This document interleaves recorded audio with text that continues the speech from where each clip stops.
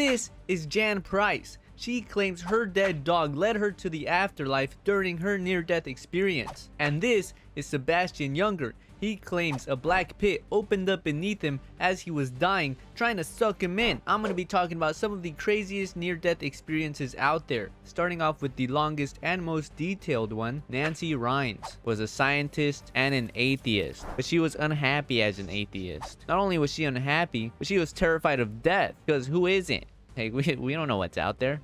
We don't know what's out there. Anyways, she kept having a feeling that something was about to shift in her life, and months before her near-death experience, she was dreaming of thousands of butterflies. One day, she decided to go run some errands on her bike. She had a feeling not to do it, but she did it anyways, because who listens to their intuition nowadays anyways? She entered a roundabout and ended up getting hit by an SUV. She flipped from her bike to the hood of the lady's vehicle, and the girl was texting, and she still didn't even see her. How do you run over someone and not even notice? She was hanging on for dear life, and she fell off and hit the pavement. She said this is the part where her consciousness split in two. There was the survival instinct self, which is her physical self, and the calm, loving self, which was her spiritual self. They were both arguing. One of them was like, "It's fine. Don't worry about it. We're gonna be okay. Just let yourself die." "I don't want to die. I want to live." So she ends up grabbing the bottom of the woman's vehicle, and the lady drags her for like 60 feet. Luckily, the guy behind her saw everything happen and managed to stop the lady. That's when the EMT showed up. Or as Nancy likes to say, an angel showed up,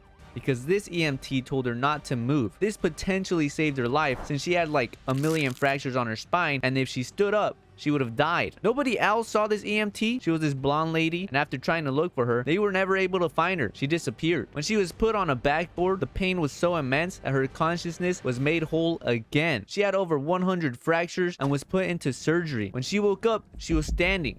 Surprisingly, she was in what she described to be as a meadow with a grayish sky overhead. Not really blue, but more like a gray blue. She said it felt more real than real life, which is wild if you think about it. Like, how is a dream more real than real life? She wondered if she was dead or not, and she was also wondering why she wasn't in hell, because she's an atheist. And after wondering that, she actually ended up getting an answer that came from all around her, and it said, "Welcome home." She felt extremely welcome, more welcome than anywhere else. She felt waves of love, pure unconditional love. She was told that Earth was not her real home and that this was. That's when this figure showed up and gave her a hug. He said she was going to be her teacher and that she had to go back to Earth. But Nancy didn't want to go back. Unfortunately for her, the lady said that she had already agreed to this, but Nancy didn't remember. The lady ends up showing her things that she agreed to do and experience in her life. She knew she was going to turn away from spirituality and would have 3 chances to regain it. When she was 15, her father died, but that wasn't enough to make her spiritual again. The last thing she agreed to was the accident. Suddenly, she regained her memories and realized that she did have to go back. Somehow, she knew her family would be okay though. She was also dead for 2 minutes, but in her dream,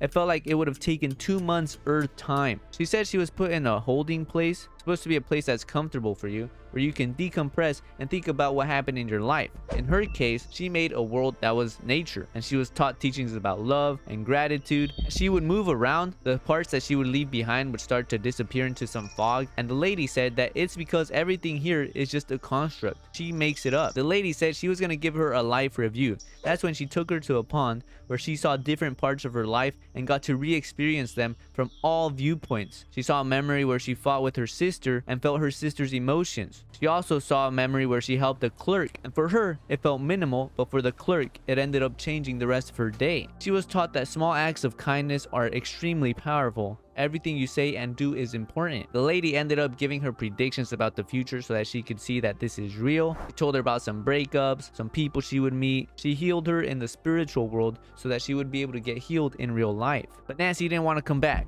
and that's when she woke up. She woke up yelling for her friends, wondering where they were at, and the doctors were extremely confused because what friends? She didn't tell anyone what she experienced because she was afraid of being looked at like she was crazy. That's when a chaplain showed up. He told her that she had died. It took her a while to be open about everything, but when she finally did, she ended up losing some friends. It has been tough for her to get back into society, which is pretty common with all of these other people that share near-death experiences. Next up, we have Peter Ruparellia. He was married and he had a drug and alcohol addiction. One day, he found his girlfriend cheating on him with someone in their car. He kicked her out and decided to end his life by taking all the drugs he had in his house. On his last breath, there was a bright light. When the light touched him, he felt instantly sober. He said it could have been any god, but he just saw the light and felt like he was being cradled. as if he was a baby. He said he had never felt that kind of love ever before. It was unconditional, and he's convinced he'll probably never feel it ever again. He went to church the next day and felt like it was Jesus that was holding him. After this experience, he ended up becoming a Christian. This is a short near-death experience, but I think it's still just as profound as all the other ones. As you'll notice in these next stories, lots of these people report feeling peace and unconditional love. Just like our next person, Elizabeth Taylor. I'm not really sure exactly how she died, but she was pronounced dead 4 times, and she saw the surgeons and doctors working around her. She said she wanted to move something so that she could show them that she was there, but she couldn't. She ended up floating into a tunnel with other spirits, and there was a welcoming white sun. There was a warm feeling of weightlessness, and her husband was there. He told her she had to go back, and that's when she was pulled back into her body, where she ended up telling the doctors what she had just experienced, but they kind of looked at her like she was crazy. After that, she didn't talk about it for years, but she did go on Oprah and share this experience. Next up, we have Sebastian Junger. He was an atheist who had a dream that he died before his near-death experience. That day, he felt a surge of pain in his abdomen. His artery ended up being ruptured and was bleeding into his abdomen. His wife puts him in the car, and the paramedics arrive and resuscitate him, but tell him he's probably just dehydrated. But his wife insisted they take him to the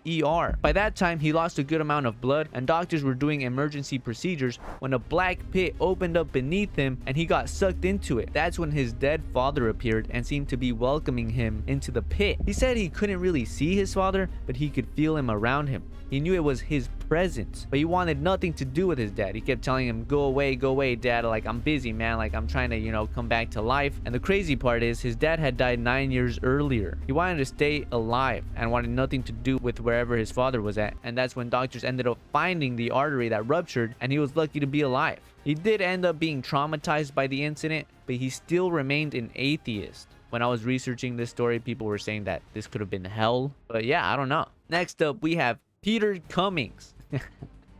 Cummings. This is actually one of my favorite stories. He was a neuropathologist and a hardcore atheist. One day, he ended up going on a rafting trip while on vacation, which is weird because he was actually extremely terrified of water. The raft flipped and he ended up going under. He was stuck at the bottom of the river. He kept going in and out of the water. He ended up reaching a point where he knew he was drowning and that this was it. Moments before he died, he said everything was very calming. Everything just stopped.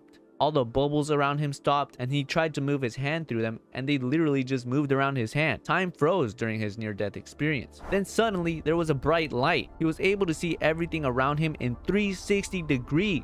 He claimed this was more of experiencing everything around him more than seeing it. He knew his wife was okay. He knew the kayak that pulled him out was yellow. He knew his son was okay and that he was on another boat. He knew the boat behind him was gonna get him. And the craziest part is that he knew about a family member's personal struggles that he didn't know about prior to the near-death experience. But he knew he was going to be okay. That's when he felt an incredible feeling of love. There was a voice that said they were all going to be okay. And that's when the light vanished. He slammed up against a rock and he popped up out of the water. His vision kept blacking out, and a guy on the boat puts his paddle outward and he thinks, if I don't grab this paddle, I'm done for. Suddenly, he's on the boat. He checked himself since he was the only doctor for a couple hours. The next day, there was a big blue butterfly on the boat, which actually ended up following him down the river. This reminds me of Nancy's story, where she dreamt of butterflies before her death. He said that after this near-death experience, he had trouble with time. He didn't like his academic environment anymore. He didn't like the pressures involved in it, the competition, and ended up moving into the woods. He said that before this experience, people that had experienced the death of a loved one wondered if that person had suffered before their death. But now he's confident in his answer that we actually don't suffer before we die. Which, I don't know about you, but that makes me feel a lot better. Next, we have Jan Christensen. She was a nurse that slipped on ice. She went headfirst onto the ice and was unconscious immediately for at least 20 minutes. Suddenly, she was in a place that was very dark and then knew exactly where she was at and felt completely safe. She explains this as seeing without her eyes and hearing without her ears. All of a sudden, she expanded in every direction. There was no beginning and no end to her. There was an absolutely ecstatic feeling of being everywhere, and it felt like she could stay there forever. She felt like she was pure love and was loved so deeply that there was no room for anything except that feeling, which is insane. She was just chilling there when suddenly there's a bright light coming towards her and asks her if she's gonna stay or if she's gonna go back. That's when she thought about her daughter, and before the light could reach her, she ended up going back to her body and waking up. She claims that we are pure love in our core and now has zero fear of death. Again, I don't know about you guys, but that makes me feel a lot better. The last story is probably the most wholesome story, and that's the story of Jan Price. One day, she was walking with her husband when she got bit by a dog. The owners claimed the dog had all her shots, but later on, Jan began to feel sick. She became unconscious, and that's when the paramedics showed up. She had an OBE and was looking at everything the paramedics were doing to her. Suddenly, her dead dog Maggie showed up, and Jan was super happy to see her again. Her dog guided her to other spiritual realms, where she learned incredible life-changing lessons and believes there are many planes of existence, all beautiful and peaceful, and this physical plane is no less than the others. She said that the true purpose of life is for the joyful experience of it. After experiencing all this, she felt something pulling her back and suddenly was in her body again. Apparently, her heart had stopped for 4 minutes and she was able to tell them word for word exactly what the paramedics said, exactly what they were doing during her resuscitation in such detail that it made them wonder how she knew. And her final message was that life is joy. All of these stories are crazy. What's weird to me is what they share in common: pure unconditional love that they feel. Hopefully you enjoyed these stories. Let me know if you want to see more, and hopefully they maybe lessen your fear of death a little bit. So thank you guys so much. Make sure you live your life with joy, and I'll see you guys next time. Peace out.